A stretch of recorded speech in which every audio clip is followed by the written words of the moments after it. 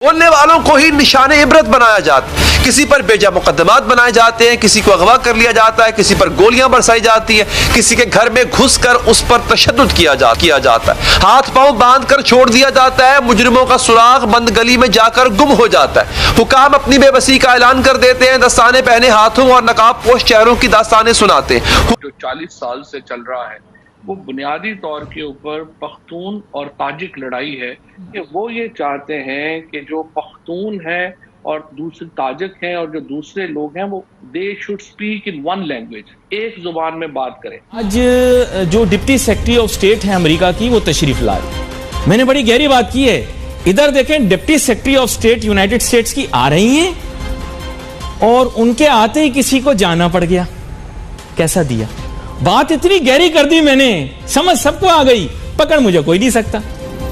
तो इसके माने ये हैं कि उन्होंने आने से पहले अपनी विश लिस्ट दी थी कि भाई ये काम आपको करने पड़ेंगे, हम आपको मिलने के लिए आएंगे। यकीन करें, पूरा दिन टेलीफोन की तरफ देखते रहते हैं कब जो बाइडेन फोन करेगा।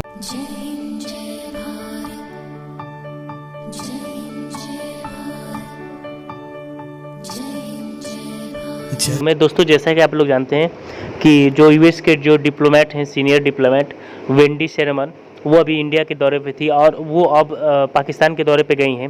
और पाकिस्तान के दौरे पर पहुंचने से पहले ही जो पाकिस्तान के इस कॉमेडियन एंकर है उसका रिएक्शन आ गया है। और दोस्तों, वीडियो काफ़ी इंटरेस्टिंग है क्योंकि इस वीडियो में जो ये एंकर है इसने जमकर अपनी ही आर्मी को लताड़ लगाया और अपनी आर्मियों से मज़े लिए हैं।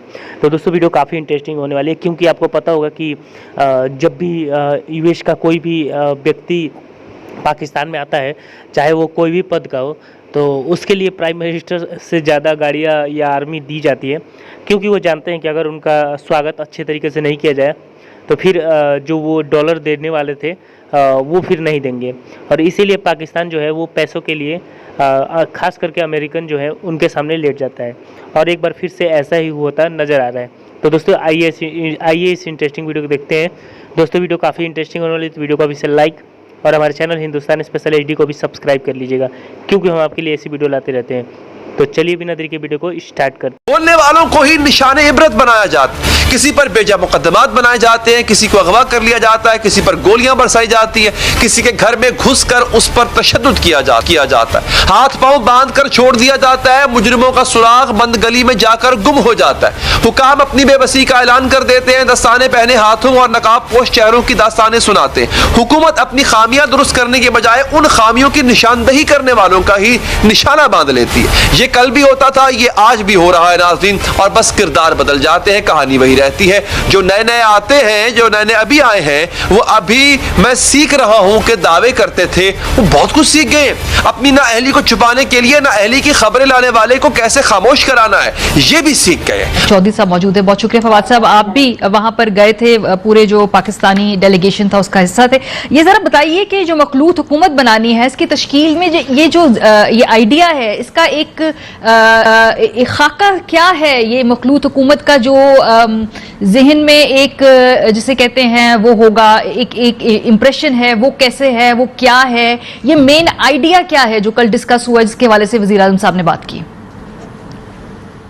तो सबसे इम्पोर्टेंट कॉन्फ्लिक्ट है अफगानिस्तान के अंदर और जो 40 साल से चल रहा है वो बुनियादी तौर के ऊपर पख्तून और ताजिक लड़ाई है, जो अफगानिस्तान के अंदर एक एथनिक लड़ाई चल रही है। इसमें और कौमियतें भी शामिल हैं, लेकिन मसला यह है कि जो इस वक्त अफगानिस्तान की आबादी की जो तकसीम है उसमें पख्तून और ताजिक वो दो बुनियादी एथनिसिटीज हैं जिनके दरमियान एक कॉन्फ्लिक्ट जारी है। और जैसा कि आपको मालूम है कि जो पंजशीर है ये ताजिक्स का एक हेडक्वार्टर है और अहमद शाह मसूद जो थे वो ताजिक के बहुत बड़े रहनुमा थे। इस वक्त ये जो इमाम अली हैं जो ताजिकिस्तान के सदर हैं, वो ताजिकिस्तान के सदर तो है ही हैं, लेकिन उनको जो तमाम दुनिया के ताजिक हैं वो अपना रहनुमा मानते हैं। He is considered father of Tajik nation. तो जो बुनियादी इस वक्त मसला जो इस रीजन में चल रहा है उसमें जिस तरह से आपको मालूम है कि पाकिस्तान ने ये हमेशा बात कही है कि एक रीजनल अप्रोच लेनी चाहिए और हमने ये भी शुरू से कहा कि हम अफगान हुकूमत को तस्लीम करने का फैसला भी कलेक्टिव करना चाहते हैं, एक यूनिलैटरल फैसला नहीं करना चाहते। इसी ज़मन में जब हम ताजिकिस्तान गए हैं तो उसमें देखिए जो सबसे अहम बात यह है कि ताजिकिस्तान वो मुल्क है जिसको सबसे ज्यादा आप समझिए कि गिला है तालिबान से, और क्योंकि पंजशीर का वहां पे कॉन्फ्लिक्ट चल रहा है, इस माहौल में जब हम वहां पे गए हैं तो थोड़ी एक्चुअली माहौल में थोड़ी तलखी थी, और SCO कॉन्फ्रेंस में भी एक तलखी जो थी वो बिल्कुल सामने थी। लेकिन जब प्राइम मिनिस्टर साहब की मुलाकात हुई इमाम अली साहब से, इमाम अली रहमान साहब से, और ये सारा एक सिलसिला जो है वो शुरू हुआ, और वजीर आजम साहब ने पूरी जो एक पस मंजर है वो उनके सामने रखा, और इसके बाद उन्होंने उसका हल कहा। प्राइम मिनिस्टर ने, आपको याद होगा, जो RT से उन्होंने पहले की इंटरव्यू किया, उससे पहले उन्होंने यहाँ CNN से इंटरव्यू किया था, उसमें उन्होंने यही बात कही थी कि जब तक ये मुख्तलिफ नस्ल लोगों की हुकूमत नहीं होगी अफगानिस्तान में, यहाँ स्टेबिलिटी नहीं आ सकती। अच्छा, मैं आपको एक थोड़ा सा और याद कराना चाहता हूँ कि जब तालिबान का टेक ओवर नहीं हुआ था, हम यहाँ पे अशरफ गनी साहब के कह रहे थे कि एक कॉन्फ्रेंस कराएं जिसमें सारे लोगों को हम इकट्ठा करते हैं, और प्राइम मिनिस्टर साहब ने, आपको याद होगा, ये भी कहा था अशरफ गनी को कि अभी आप इलेक्शन भूल जाएं और एक इंक्लूसिव हुकूमत की बात करें। अब बात कुछ ऐसी है कि आपके सामने असल मौजू और मसला रखने से पहले ये जरूरी है कि वजाहत कर दी जाए कि हमारे मुल्क के अंदर जो आम तौर पर राय डेवलप की जाती है और इस्टेब्लिशमेंट से मंसूब की जाती है वो इंतहाई गलत होती है। उसकी वजह यह है कि हमारे ज्यादातर लोग जो हैं वो इस चीज से वाकिफ नहीं है कि इस्टेब्लिशमेंट कैसे सोचती है और हमारे मुल्क की क़यादत जो किस तरह से आगे चलती है। देखिए, इतना बड़ा हमारा दुश्मन है, हमसे 5 गुना ज्यादा बड़ा हिंदुस्तान, लेकिन हमने उसके नाक में दम कर रखा है। तो जाहिर बात है हमें कोई ना कोई तो ऐसी जहानत होगी, कोई ना कोई ऐसा तरीका कार होगा जिससे ये सब कुछ मुमकिन हो रहा है। ये मुमकिन इस तरह से थ्रू ए थिंकिंग या थॉट प्रोसेस जहां पे मुख्तलिफ आइडियाज को डिस्कस किया जाता है, गलतियां हो जाती हैं, मिस्टेक्स हो जाती हैं, लेकिन रिकंसिडर भी किया जाता है और पाकिस्तान के मुफादात का तहफ़्फ़ुज़ किया जाता है। मुख्तसर गुफ्तगू करूंगा, लंबी बात करूंगा नहीं। बात कुछ ऐसी है कि आपको पता है कि आज जो डिप्टी सेक्रेटरी ऑफ स्टेट है अमेरिका की, वो तशरीफ ला रही, तो खैर मकदम करते हैं। अमेरिका की डिप्टी सेक्रेटरी आ रही हैं और उनके आने के बाद मुल्की हालात के अंदर और पॉलिसीज़ के अंदर तब्दीली आप देखेंगे। CPEC के मंसूबे के मुतालिक मुख्तसरन बात यह है कि उसको अब आप भूल जाएं, ठीक है ना। CPEC का मंसूबा एक याद माजी है, और इसके साथ साथ बैरूनी कर्जों की बात भी करना बहुत ज़रूरी है, क्योंकि अब वो आएंगी तो बहुत ज़्यादा रिलैक्स और रिलीफ मिलेगा पाकिस्तान को, क्योंकि उनके आने के बाद जैसे मैंने आपको बताया कि उन्होंने चंद चीज़ें अपनी विश लिस्ट में भेजी होंगी। तो आपको पता होगा कि उनका आना और किसी का जाना, नहीं समझे, मैंने बड़ी गहरी बात की है। इधर देखें, deputy secretary of state United states की आ रही है और उनके आते ही किसी को जाना पड़ गया। कैसा दिया, बात इतनी गहरी कर दी मैंने, समझ सबको आ गई, पकड़ मुझे कोई नहीं सकता। तो इसके माने ये हैं कि उन्होंने आने से पहले अपनी विश लिस्ट दी थी कि भाई ये काम आपको करने पड़ेंगे, हम आपको मिलने के लिए आएंगे। यकीन करें, पूरा दिन टेलीफोन की तरफ देखते रहते हैं कब जो बाइडेन फोन करेगा। जैसे एक दफा मुझे भी कॉलेज में इश्क हो गया था ना, तो मैं हर वक्त फोन की तरफ देखता, कब उसका फोन आएगा, कब बजे। फिर फोन बजता था, मैं उठाता था, तो वो फोन में यही आ रहा होता, आपने अपना बिल अदा नहीं किया।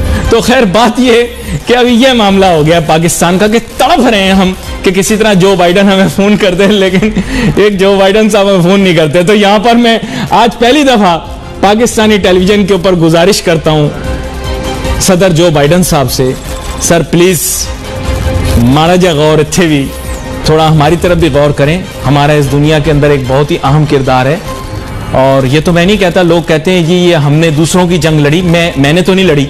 आई डोंट नो लोग ये क्या बोलते हैं, पाकिस्तान ने दूसरों की जंग लड़ी, मैंने नहीं लड़ी भाई।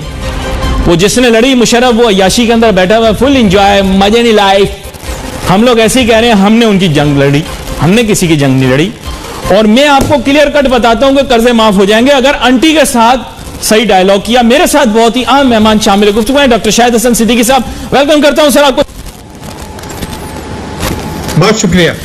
मेरी इस मजेदार गुफ्तगू से मेरे ख्याल से आप महसूस हो रहे होंगे, और बैनुल अक़वामी मामलात के ऊपर आपकी गहरी नजर भी है, आप जानते हैं कि ये बैरूनी कर्जों का कितना अहम ताल्लुक है IMF का, वर्ल्ड बैंक का और दीगर ममालिक से जो हमने पैसे पकड़ रखे हैं, इनका पाक अमेरिका ताल्लुकात से कितना अहम ताल्लुक है। मेरी ऐसी तवक्कुआत हैं, क्योंकि आप काफी दफा वाजे कर चुके हैं कि इस हुकूमत ने अपने 3 साल में इतने कर्जे ले लिए, आज आप उनका तखमीना भी बताएंगे।